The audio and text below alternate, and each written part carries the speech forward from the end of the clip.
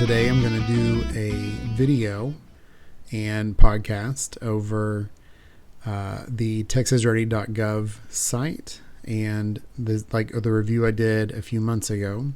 Today I'm going to focus on Be Informed. So we're going to the Be Informed page.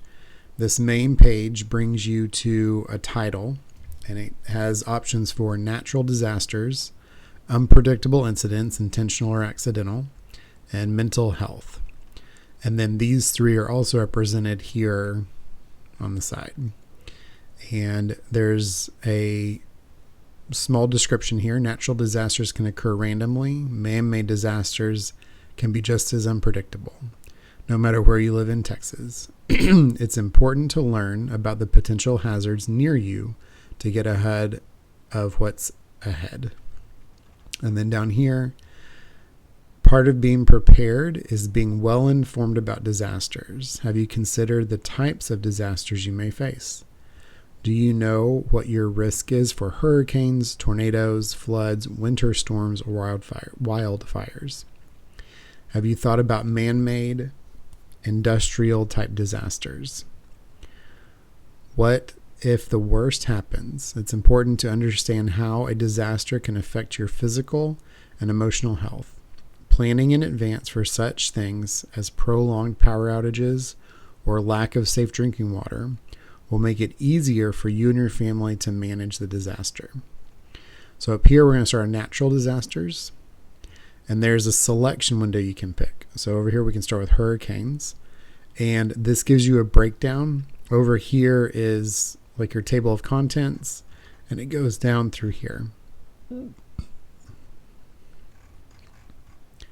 At the top, hurricane. What is a hurricane? And it can go through describing what a hurricane is, what to do before a hurricane. And this is some really good stuff on how you can prep your house, materials you can have on hand, how to secure roof to frame of structure so roofs don't get blown off, ensure trees and shrubs around the home are well trimmed that prevents branches coming down, and then creating a disaster supply list. We'll come back to that. Turn off propane tanks and more, what to do during the hurricane. Locate your disaster kit, which is your supply kit there. And close all interior, to live in a mobile home or temporary structure. Such shelters are particularly hazardous during hurricanes, no matter how well fastened to the ground. If you live on the coast or floodplain, near a river, or on a waterway, these are things to think of when you're trying to evacuate.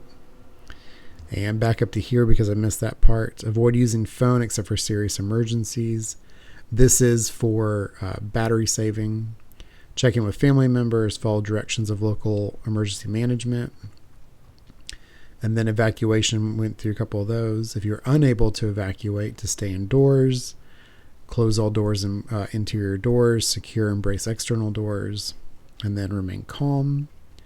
What to do after a hurricane. And this goes through numerous things, safety and what to have, all kinds of things. One thing that's here is battery powered flashlights and lanterns instead of candles. That is a major factor in house fires. People can leave them unattended. You can tip them over, and when you're bunched up in a room, you probably have blankets and stuff. Those can catch on fire real quick, especially if they're polyester and there's just like gasoline in solid form. And also you can leave a candle, the glass will crack and then catch the table it's on fire, and then your house is on fire.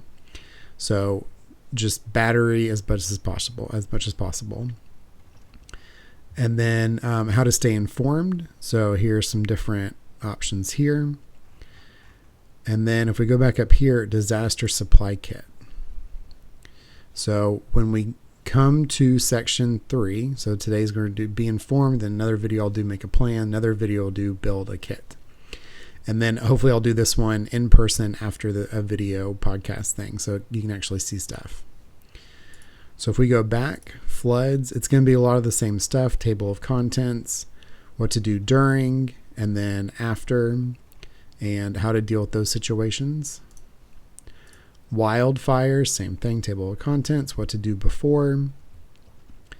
And on some of this, practice your plan with your family, determine an evacuation location, unless you're using a shelter, so where are you going to go? How are you going to get out of where you are? And then what is a backup to that? And I like to have a third backup, so what's your other option? It's going to take longer, but it's still going to get you out of the situation. Don't let children or family members stay far from home.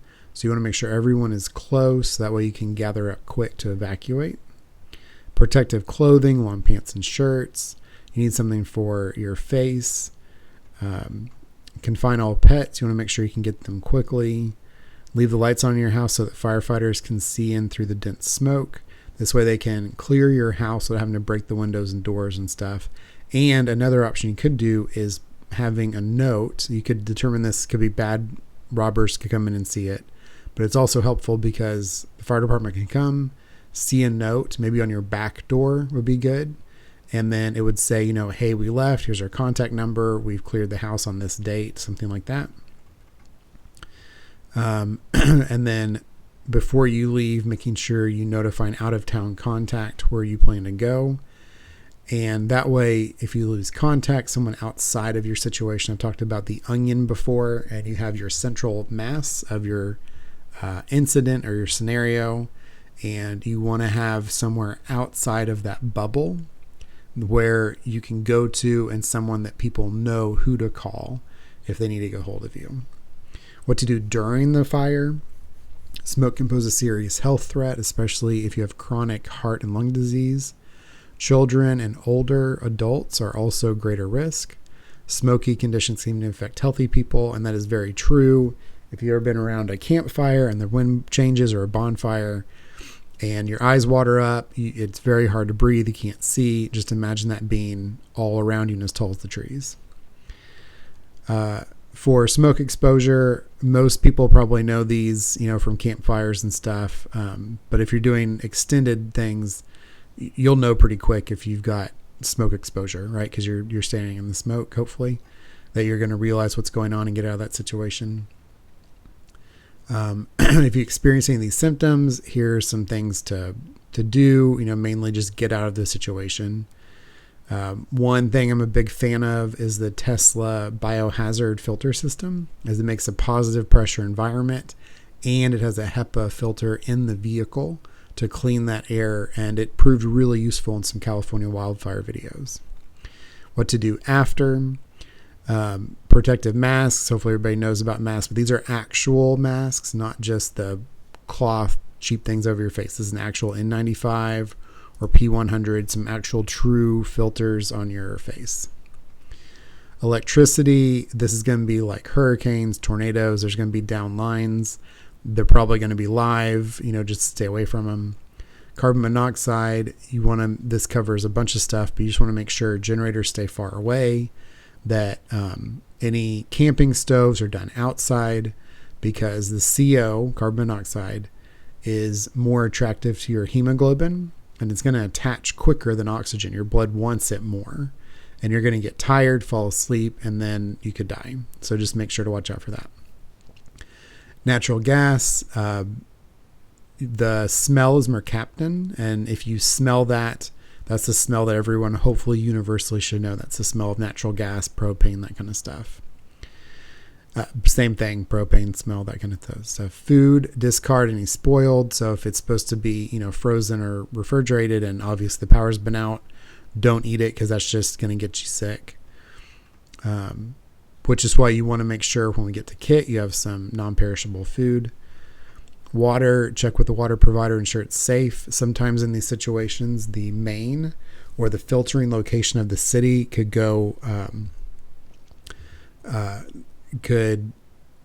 get contaminated from runoff or ash or backup in lines or something, and it might not be treated, proper drinking water. So you just want to make sure, which again goes back to building a kit. You want to have water to drink for at least a couple of days for your family, so you can get through. Debris, because we're talking about wildfires, it's going to go through, it's going to burn down trees, it's going to block roads. If houses have burned down, or structures or vehicles, you're going to have exposed metal. You're going to have wires everywhere.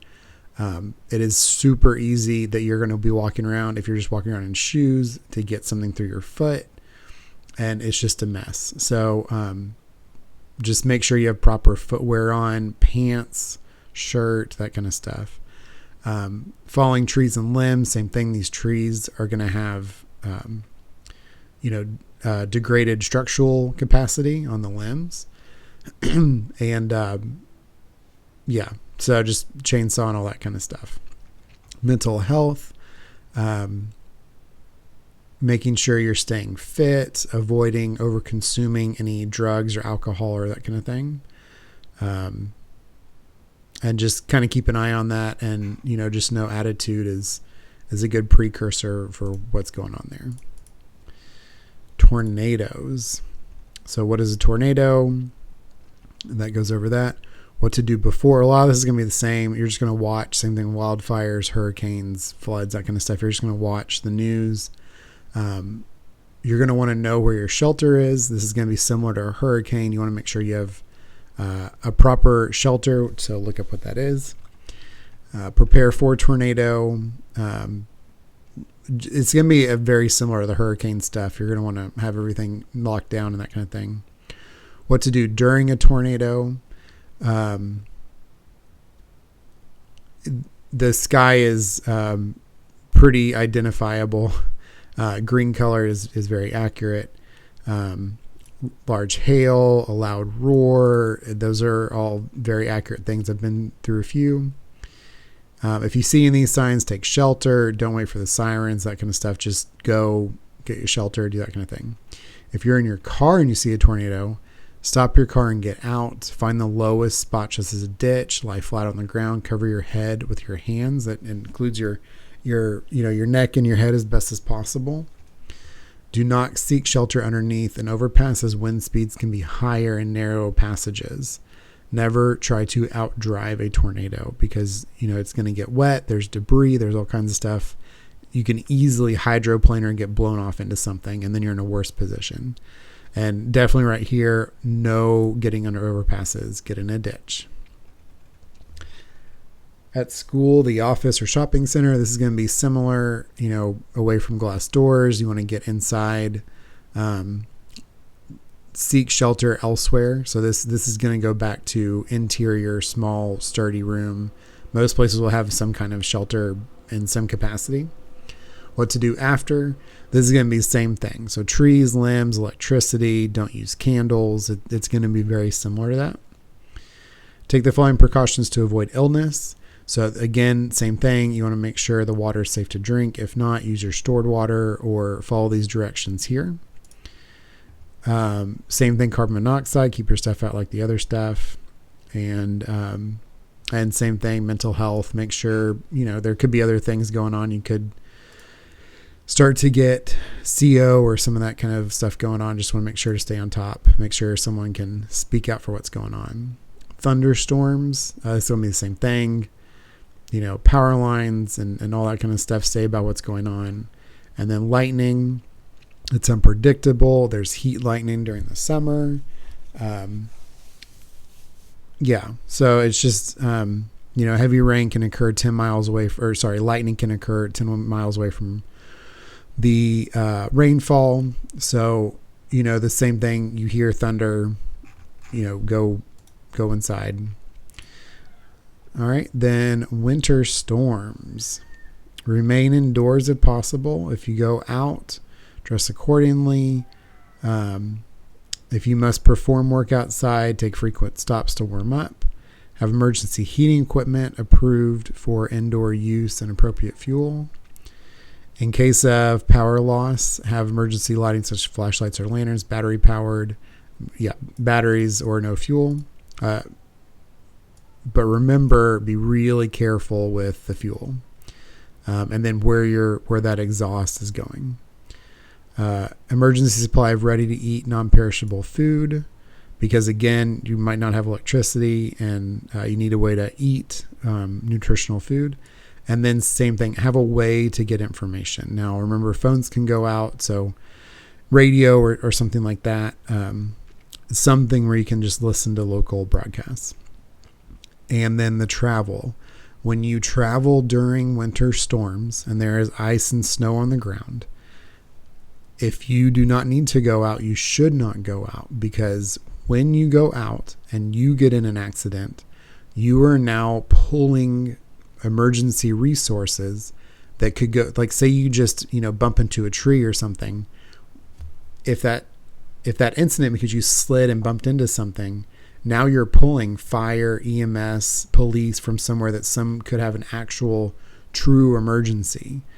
So just like I keep saying over and over again, help the situations by not being a part of the equation, right? You take yourself out of the equation by being self-sufficient. Part of that is don't go driving around if you don't have to. Now, if you have to, make sure you have proper tires, chains, know where you're going, go slow, all those kind of things. Just remember, some of these most dangerous situations are not that you are doing something because you might need to be going slow. It's that other people, just like every day on the road, are idiots on the road. So just be super careful when you're driving, because someone's not going to know. They're going to hit some ice. They're not going to know how to slow down. They're not going to know how to turn. And then all of a sudden now you're in a wreck. And then we're right back to what we just talked about being that situation where you take away. And extreme heat. Symptoms of heat exposure. This is huge in Texas, all around us. All these things: heavy sweating, muscle cramps, weakness, dizzy, nausea. Everyone's probably had some degree of heat exposure. As soon as anything start coming up, get cool, get some water, start cooling yourself off as best as possible. Get out of the direct sunlight, get in the shade if that's the best you can do. Ice packs under your armpits are a really good way to cool your core down really quick. So those are a good option. Symptoms of heat stroke. This is very serious. This is your internal temperatures getting very hot. You have stopped sweating. You have a rapid pulse, throbbing headache. You're confused. This is very dangerous. Heat stroke can lead to death. How to help a person showing severe symptoms. Get the victim out of the sun. Call 911 or whatever that equivalent is for you. Immediately begin cooling the person, like we were just saying. Have them just sit. You can fan them. As you're moving to fan yourself, you're using up your energy and you're going to get more tired and making more heat. So make sure someone else is there to cool you.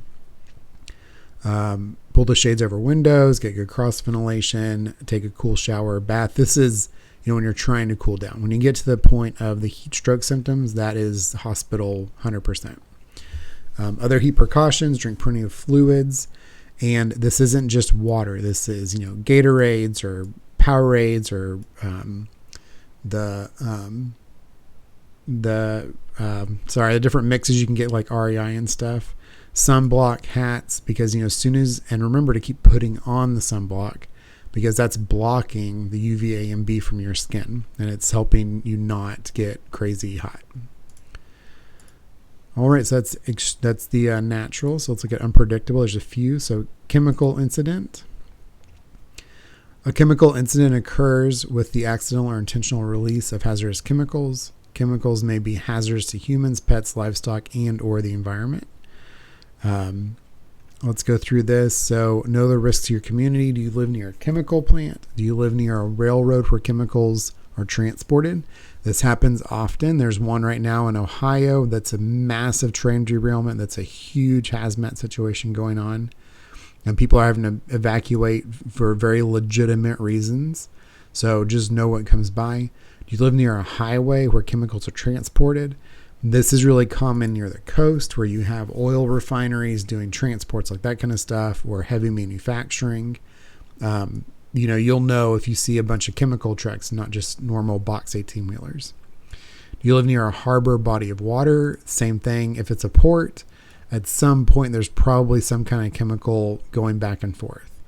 How to respond to a chemical incident: listen to local media, what's going on. Make sure it's local, not just Spotify, but actual local radio station or TV station. Pay attention to food and water consumption warnings during local stuff. So something that can happen is there could be a chemical spill. It could get into the water system and you don't need to drink the water, or say there's a food issue and it's getting into livestock, that's stuff where you need to pay attention. If directed to shelter in place, use duct tape to seal windows and turn off air conditioners and house fans. It's not going to seal everything, but it's going to at least help prevent as best as possible. Do not open windows or resume air conditioning until emergency management indicates it's clear. If told to evacuate, do so immediately. This is probably because there's something going on and they really need you to get out of there. So this was where your build a kit comes in. You need to make sure you have a go bag with your important documentation, the really important stuff in paper form, laptop with pictures, family members of recent stuff, some clothes, chargers, that kind of stuff. Just so you're always kind of ready to go, where you just need to toss a couple of things in and get out. And also make sure you have fuel in your tank, whether that's an EV and it's fully charged, or a petrol car and you have gas and diesel. If you're experiencing unusual health issues following a chemical incident, seek medical attention immediately and tell them where you're coming from. Don't just walk into the ER and say, hey, I feel blah. Say, hey, this is going on around me and I think something's wrong, because that's going to be a very different reaction. Instead of, hey, please sit down, it's going to be like, hey, we need to decontaminate you. Radiation incident. Nuclear power plants use heat generated from nuclear fission in a contained environment to convert water to steam, and then it goes through and does all kinds of stuff. It is an extremely safe way to get electricity. It's super, super safe. There are numerous redundant systems in place. It's so safe.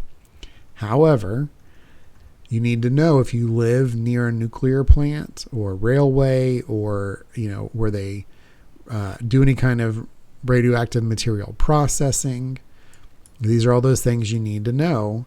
And if you do live near a plant, so understand the warning sirens or other alert systems.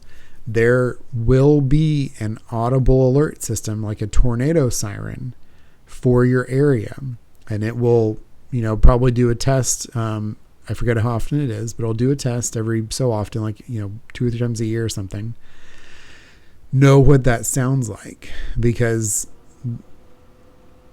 it can get bad really fast, and you need to know what to listen for. How to respond to an incident. Check radio and television to know what the EMA, emergency management people, are saying. If told to evacuate, again, do it immediately. Have your stuff that's ready to go, where you just need to do 1 or 2 things and have them in the car. And again, have your vehicle where you can go and drive for 2 or 3 hours and be out of there. If told to shelter in place, same thing. Do the windows, air conditioning. It's not going to be perfect, but it'll be something. If you evacuate, do not return until told to do so. Heed all warnings and directions from the emergency management officials. Biological incident. Unlike an explosion, a biological incident may happen secretly and may not be easy to detect. Most people will learn about a biological or bioterrorism incident through information they hear or read in the news or social media. What to do to protect yourself and your family. So you want to watch and listen to what's going on around you. That's probably how you're going to figure it out. You're probably going to alert on your phone is most likely how it's going to happen, like an Amber Alert kind of thing. What group or area the authorities consider to be in danger, because you want to stay clear of that, and where the wind is. The signs and symptoms. So say it's blank contaminant, then they'll say, hey, watch out for, these symptoms. Information on the distribution of medications or vaccines, including the location. So sometimes if it is something and it can be, there's already a medication for it, then make sure to go where to get that. Where to seek emergency medical care if you become sick. And again, super important here, if you go to a hospital or urgent care, you need to walk in and say, this incident happened near me. I don't feel well. So that way they approach it appropriately, because they will decontaminate. That it'll be a very different process than, hey, sit by everybody over here. Pay attention to your own health. Again, this is going back to that. Avoiding spreading germs, especially if you have to go, out to see other people, and report unusual symptoms. to your local doctor, health department, but that's probably going to be a 911 kind of thing. And explosions. Know the risk for your community. Do you live near chemical, gas, fertilizer plants? Again, very, very low chance, but it can happen. Do you live near oil rigs or drilling sites? Because, that can spark off something, but again, super rare. Do you live near railroad tracks? Again, you just need to know what's around you when it's going on. How to respond to an explosion, same thing. You want to listen. There's going to probably be a report pretty quick about what's going on. If not, there's going to be people on loudspeakers going through your community telling you what to do. Follow those instructions. And if the building you are in at the time of the explosion is unstable, do not stay in the building. Leave the building and get to a safe location. So you always want to be as safe as possible, and you just want to get out of a bad situation. The most frequent injury from an explosion is the eardrum. Other injuries may occur from being thrown by the blast, being hit by flying debris, or being crushed by falling objects. If injured, cover wounds and seek medical attention. Use caution when moving through or clearing debris after an explosion. This is for a few reasons. There could be loose objects. There could be secondary devices. You just have to be really careful to get out of there and just keep your head on a swivel. Watch for broken glass and exposed nails. Again, these are puncture injuries. Explosions may include the release of hazardous chemicals, radioactive material, or biological agents. So you want to make sure, just get out of the situation. Ash and dust from an explosion or burning building may contain toxic or cancer-causing materials. So you want to decon as quick as you can. That, stripping down, washing off, where that looks like outside of your home, so you don't get inside dirty. Again, wearing a mask, an actual N95 P100 mask, not the cloth ones from all these years. Ground that appears to be solid may have ash pit areas covering live coals. Use extreme caution. There's going to be, debris and all kinds of stuff. So you just got to be really careful when you're out. All right, so that's that one. Mental health, emotional impacts of disaster. Here are some common feelings and reactions to a disaster. So if you start feeling anxiety, out of balance, not yourself, these are big warning signs that something's off, and you probably need to get some kind of help, figure out why that's happening. Changes in behavior are normal reactions to traumatic events. Common behaviors include being solo, trying to do stuff, isolating, maybe if you're, crying a lot, having decrease in your appetite, experiencing an increase in desire of drinking or drugs, or more than you normally do. Disasters can affect people mentally, concentrating, making decisions. These are, big warning signs to go get help. There are several things you and your family can do to reduce stress. Talking, don't overwork yourself, take breaks. It'll work out, if you just ask for help. Don't become isolated. And if you're already kind of an introvert person, really be cognizant of what is really introverted for you. Pay close attention to your health. It's good just to make sure you're watching your food intake, making sure you're at least walking or doing some kind of physical activity. Helping your spouse. Couples need to tend to their relationship, make time to be alone, talk about your feelings, having fun together. Helping children. Pay close attention to changes in behavior because they're still processing, right, what's going on, and they're not understanding what's going on. Helping the elderly. They have fears. They may be reluctant to share full extent of disaster's impact on them. Just make sure to keep checking. Expectations. It is important to be realistic about recovery. It probably will not be an easy short-term process, and there will be many challenges. Helping children recover. Children who are preschool age and younger may not have words to describe their experiences, but that does not mean they are unaware of the circumstances around them. Common signs include changing in eating habits, more irritability, bad dreams, fear of the dark when there wasn't. regressing to immature behaviors like wetting the bed or thumb sucking. School-age children, age 6 to 11. This age group may be able to express sadness, anger, loss. Some may fear that another disaster will occur. If children, adolescents have difficulty talking about their experiences, encourage them to draw pictures, tell stories, or play make-believe games. Adolescents commonly experience intense emotions, as many of us are aware, following a disaster. The adolescent years are normally a time when teenagers are interested in moving out into the world. Disasters can change an adolescent's natural inclination, making the world seem dangerous. Others who feel they have lost control of their lives may begin to experiment with alcohol, drugs, sex, reckless driving, suicide ideation. Make time to listen. Make sure you have a chance to talk, ask about feelings, because that'll help be a precursor before you have more outbursts of physical or verbal situations. Talk during a disaster. Make sure that you know they're not alone. Make sure they're there to help. What's going on? What the emergency responders are doing to help. And then finally, helping the elderly. So it's going to be a lot of similar stuff: confusion, disorientation, withdrawal. Without proper help, older adults can decline rapidly following disaster. Pay attention to changes in older family members. So infants and elderly are really similar.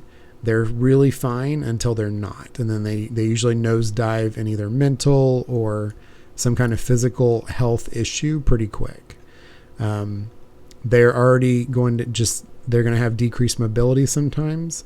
So you have to know that they might be even more frustrated. They cannot get out and move on their own like they used to. Be honest with them. If necessary, suggest alternatives to rebuilding. Connect them in social services for senior centers. Encourage them to report fraud or abuse to authorities. That's really important. There's a long list of historical items where there's elder abuse and fraud from people that said they were there to help, and they take all their money or their cars or all kinds of stuff. So just really watch and make sure who's getting into their inner circle inside their onion. And that's it. That's everything for Be Informed. I hope this was good. Thank you for watching and listening.